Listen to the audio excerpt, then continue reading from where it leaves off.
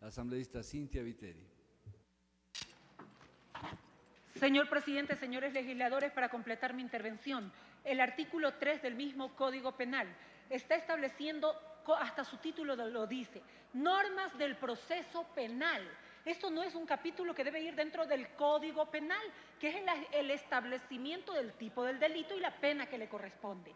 Todo desde el artículo 3, el artículo 5, por ejemplo, hablan de la celeridad, hablan de la concentración, de la contradicción. Todas son normas del debido proceso que deben ser incorporadas al segundo libro, no en este.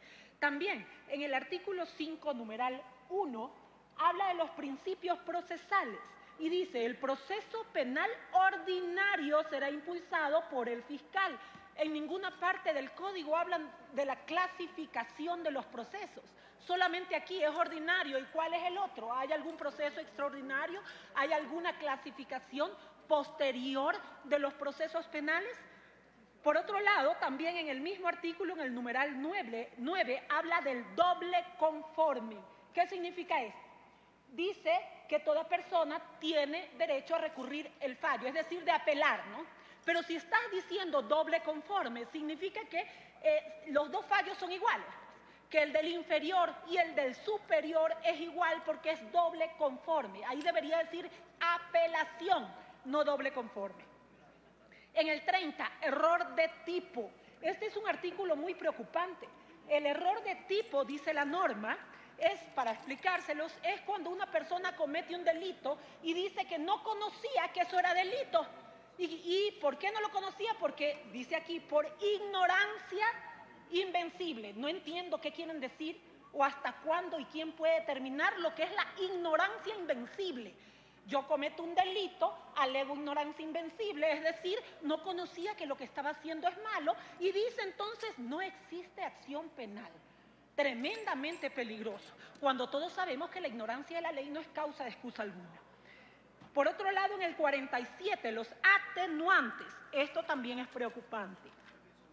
Dentro de los atenuantes, es decir, para que le rebajen la pena a alguien que cometió un delito, puede alegar que lo hizo bajo la influencia de circunstancias económicas apremiantes, personales o familiares. Es decir, te desvalijan la casa y la persona que la desvalijó dijo que necesitaba dinero y que que realmente es pobre y que por eso te desvalijó. Entonces es una circunstancia atenuante, le rebajan la pena. Y en el 2 dice haber actuado la persona infractora, escúchenme bien, por temor o bajo violencia insuperable. Es decir, el criminal puede alegar para que le rebajen la pena que actuó bajo violencia insuperable. Ejemplo, ¿se acuerdan de Tierrita? Estaba drogado. Entonces él puede decir, mi violencia era insuperable porque estaba bajo el efecto de la droga. ¿Cómo es que existe violencia insuperable por parte de quien mata a un niño, por ejemplo? A la niñita la violó y la mató. El gato tuerto puede decir, bueno, actué bajo violencia insuperable. Rebájenme la pena porque realmente no puedo superar el hecho de ser violento. Continuando con los artículos, el artículo 71 habla de la sanción para personas jurídicas. Señores, esto es un reconocimiento expreso de que el juicio que se llevó contra el diario El Universo a la persona jurídica del diario El Universo no tenía tipicidad, es decir, no estaba tipificado, recién lo están creando. Y por otro lado, las sanciones van hasta la cancelación, disolución, liquidación de la persona jurídica, prohibición de volver a trabajar en lo que trabajaba y comiso de todo lo que tenía. Ahora imagínense estos, trasládenlo a los juicios contra los medios de comunicación que se han llevado a cabo y que se seguirán dando. En el artículo 52 del plagio, dice que la pena por plagio, solamente hablan del plagio, ya han eliminado el secuestro exprés y todas las demás figuras que tienen que ver con la retención ilegal de una persona. En el artículo del plagio 152. Dice el artículo 152 que para que exista plagio, una persona debe ser trasladada, dice, a un lugar distinto del que se hallaba. Yo les dije la otra vez, la persona en otro país que secuestró a su hija y la tenía en el sótano de su casa, entonces por 30 años, entonces nunca la plagió, porque no la trasladó jamás a un lugar distinto al que se hallaba. Por otro lado, ese plagio lo sancionan con... Señor presidente, solo son 2 puntos más. No voy a hablar de política, solo puntos que tienen que ver con el código. El enriquecimiento ilícito no justificado. Ya con esto termino, señor presidente, 2 puntos más y es todo. El enriquecimiento ilícito no justificado, primero, de servidores públicos. Cuando estás diciendo que para que haya este tipo penal debe haber cometido el servidor público un ilícito, como peculado, concusión o cohecho, por ejemplo, esos son los ilícitos. ¿Cómo lo vas a sancionar? Con la pena bajísima que hay aquí por enriquecimiento ilícito no justificado o por la pena del peculado. ¿Qué quiero decir con esto? Para que te enriquezcas ilícitamente, debes haber cometido un delito, es decir, un ilícito. Si no, no hay pena, pues, si no has cometido ningún delito. Igual en el enriquecimiento privado no justificado.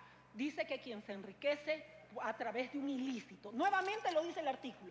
¿Cómo te enriqueces a través de un ilícito? Puedes enriquecerte a través del lavado de activos, de robos, de extorsión, de drogas, de sicariato. ¿Por qué delito te van a condenar? ¿Por el lavado de activos, que es una pena alta, o por la del sicariato, que va hasta 28 años, o por el de las drogas con el cual te enriqueciste, o solamente con esa pena bajísima de que te has enriquecido por haber cometido un ilícito que va, una pena bajísima que va creo que hasta los 3 años, 5 años? ¿O lo vas a sancionar por los dos, por el lavado de activos y porque te enriqueciste por eso? Ahí hay una incongruencia. Para enriquecerte por haber cometido un ilícito, tienes que haber cometido un ilícito. Si no, la norma queda flotando en el aire. Y para finalizar, dijeron que que habían eliminado el delito de la injuria. Lo pasaron al acoso político. Cualquier cosa que digamos nosotros o cualquier cosa que diga un ciudadano común irá a la cárcel si es contra una autoridad y esa autoridad o candidato piensa que lo ofende.